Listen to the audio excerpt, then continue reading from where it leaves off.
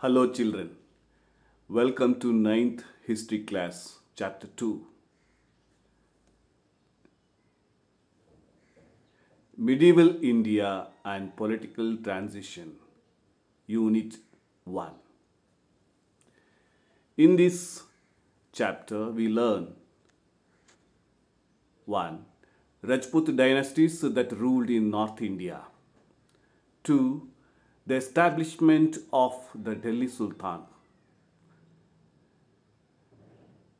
The other units like the arrival of Turks, the contributions of Rajputs and Delhi Sultans are reduced from this chapter just for this year.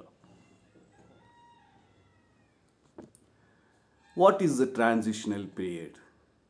Why is it called so? The period between the second half of the 12th century and the first half of 13th century is recognized as the transitional period in Indian history. Transitional period indicates the preparedness of the society to enter from one era to another era.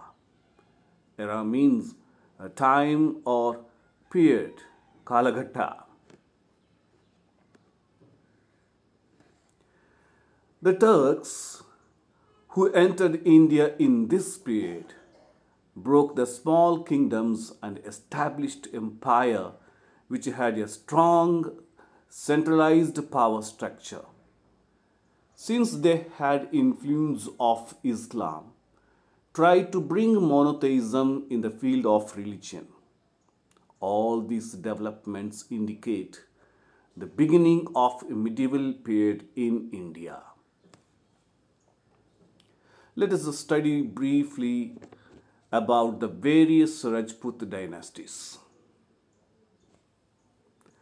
Northwest part of India was ruled by Stanavineshwara, the ruler of Vardhana dynasty.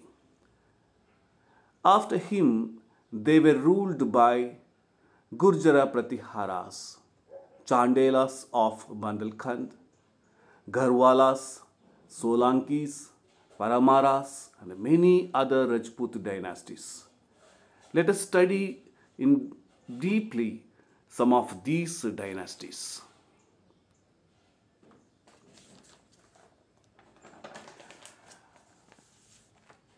First one is Gurjara Pratiharas.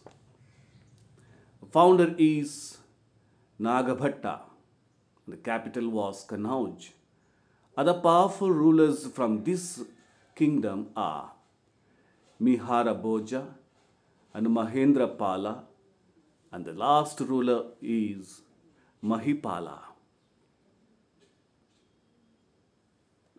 The whole Sindh region was under their control, but they had faced two enemies from Arabs. So there was a lot of fight, or you could see a lot of wars.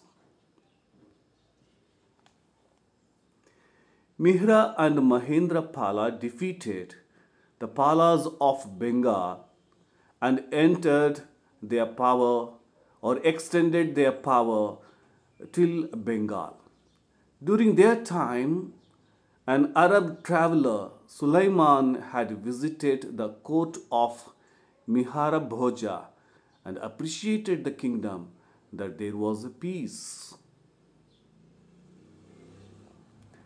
The second Rajput dynasty is Garhwalas. Chandradeva is the founder of this dynasty, making Varanasi as his capital. Famous king is Govinda Chandra. The last king is Jayachandra. Govinda Chandra of Garhwala dynasty extended his rule till Malwa and Magadha by defeating Palas. He also defeated the kings of Kalinga and Orissa. He had good relationship with the rulers of Kashmir, Gujarat, and Cholas. Next dynasty is the Paramaras. The founder is Upendra Krishna Raja. Daranagar was their capital.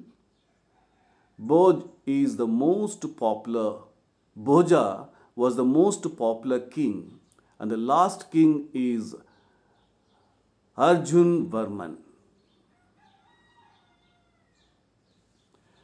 Bhoja extended the dynasty by defeating Kalyani Chalukyas, Gangas of Kalinga, and northern Konkans. Though Bhoja experienced ups and downs in political area, but remained undefeated in the area of literature. He himself was a poet. Next dynasty is the Solankis. The founder is Mularaja I. The capital is Anilwada. There was a few famous kings like Bhima I, Mularaja II, and Veeradhawala, and the last king is Karnadeva. Though Bhima I is the famous king, but could not protect Somanath temple from Ghazni's invasion. Mularaja II defeated Muhammad Ghazni near Mount Abu. A Prakrit dictionary called Deshimala was composed by Jain scholar Hemachandra.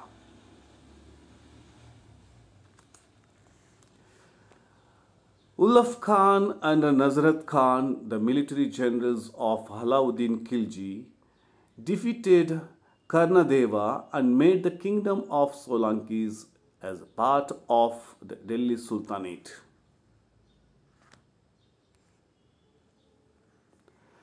Chandelas is the another dynasty that ruled Rajputanas. The founder is Nanuka, the capital is Khajuraho Mahoba, the famous king is Dhanga, and the last ruler is Veeravarma. In the beginning, Chandelas were under the control of Pratiharas, but Dhanga declared himself independent after the downfall of Paramaras. Dhanga extended the dynasty by defeating Pala and Adras. Dhanga had a title Maharajadi Raja, King of Kings. He also helped Hindu Shahi king Jayapala to fight back attacking Turks. Finally, due to the infighting and lack of unity among Rajputs, Khilji sultans conquered this kingdom. Next dynasty, it is the Chauhans. This is the last dynasty that ruled from Rajputana. The founder is Vigraharaja II. The capital is Ajmer.